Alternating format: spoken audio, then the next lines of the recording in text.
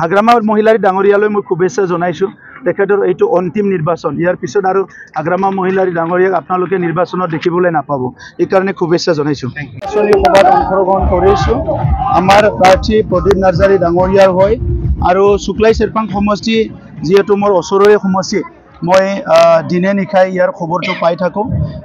আমাৰ ৱাৰ্কাৰবিলাকে জানুৱাৰী মাহৰ পৰাই কাম কৰি আছিলে আৰু জানুৱাৰী মাহৰ পৰা জুলাই মাহলৈকে বহুত পৰিশ্ৰম কৰি ইতিমধ্যে সমষ্টি আমাৰ জিকাৰ অৱস্থাত জুলাই মাহতে আহি গৈছে আৰু এতিয়া শুক্লাই চেৰপাঙত আমাৰ UPPLৰ নিজৰে ৮,০০০ পৰিয়াল আছে আৰু সেই ৮,০০০ পৰিয়াল তিনিটা কৰি যদি ভোট হিচাপ কৰা যায় তো ২৪,০০০ ভোট আহি আছে, কিন্তু আমি ইয়াত প্ৰায় ২৭,০০০ ২৫,০০০ পৰা ২৭,০০০ ভোট পাম।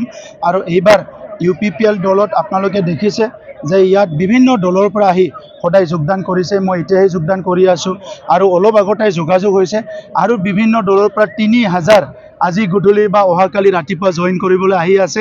মোক অনুৰোধ কৰি আছিলে যে আপুনি পাৰে থাকিব লাগে, কিন্তু মই বিভিন্ন মিটিং আছে কাৰণে থাকিব নোৱাৰিম।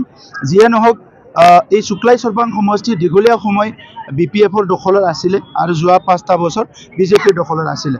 আজি শুক্লাই চেৰপাং অঞ্চলৰ ৰাইজে বড়োই হওক, অসমীয়াই হওক, মাইনৰিটি হওক, আদিবাসী হওক, গোৰ্খা হওক, চব জনগোষ্ঠীয়ে তেখেতসকলৰ যিবিলাক কাম কাজ এইটো ভাল পোৱা নাই।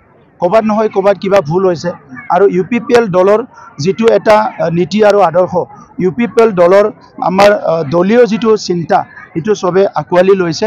কাৰণ আমি ২৬টা জনগোষ্ঠী আৰু ৩৫ লক্ষ জনগণক আগুৱাই নিয়াৰ কাৰণে, তেখেতসকলক সেৱা কৰাৰ কাৰণে UPPL দলটো গঠন কৰিছোঁ। তেখেতসকলে দেখিবলৈ পাৰে নিজ চকুৰে যে ৪০টা বছৰৰ পিছত প্ৰথম ৫টা বছৰ শান্তিত শুবলৈ পাৰিছে, খাবলৈ পাৰিছে, এইটো হ'ল UPPLৰ সময়ত। গতিকে আজি শুক্লাই চেৰপাঙৰ ৰাইজক মই ধন্যবাদ জনাইছোঁ যে সকলো UPPL দলক বিশ্বাসত ৰাখিছে। আমাৰ শুক্লাই চেৰপাং UPPLত বিশ্বাসত লৈছে, চবেই শুক্লাই চেৰপাং UPPL দল আৰু প্ৰদীপ নাৰ্জাৰে আশীৰ্বাদ কৰিছে। গতিকে এই নিৰ্বাচনত বেলেগ দলে আৰু ইমান কষ্ট কৰি লাভ নাই, কাৰণ এই নিৰ্বাচনত UPPLে বহুত ভোট লৈ এইবাৰ শুক্লাই চেৰপাঙত জিকিবলৈ গৈ আছে।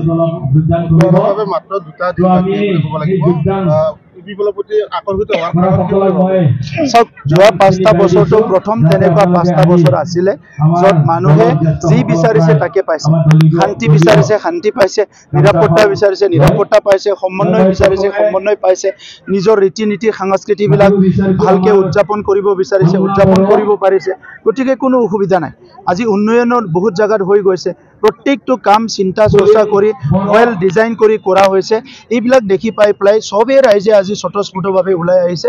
আমি ৰাইজৰ কাৰণে ১০০% সমৰ্পণ, UPPL দল বড়োলেণ্ডৰ ৰাইজৰ কাৰণে ১০০% সমৰ্পণ, আমাৰ নেতা কৰ্মী MLA MP যিয়ে নাথাকক ১০০% ৰাইজৰ কাৰণে সমৰ্পণ।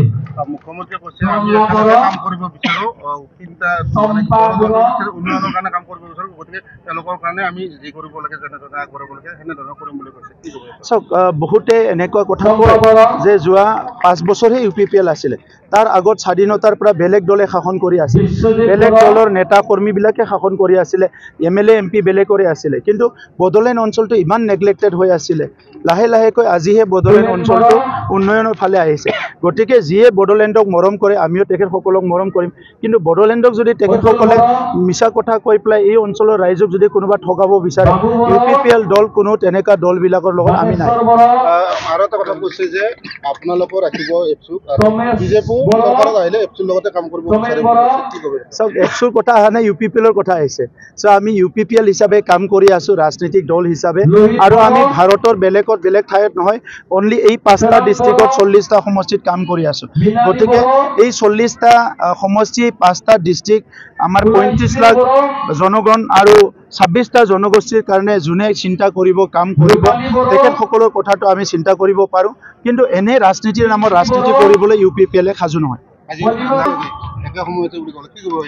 হাগ্ৰামাৰ মহিলাৰ ডাঙৰীয়ালৈ মই শুভেচ্ছা জনাইছোঁ। তেখেতৰ এইটো অন্তিম নিৰ্বাচন, ইয়াৰ পিছত আৰু হাগ্ৰামা মহিলাৰ ডাঙৰীয়াক আপোনালোকে নিৰ্বাচনত দেখিবলৈ নাপাব, এইকাৰণে শুভেচ্ছা জনাইছোঁ।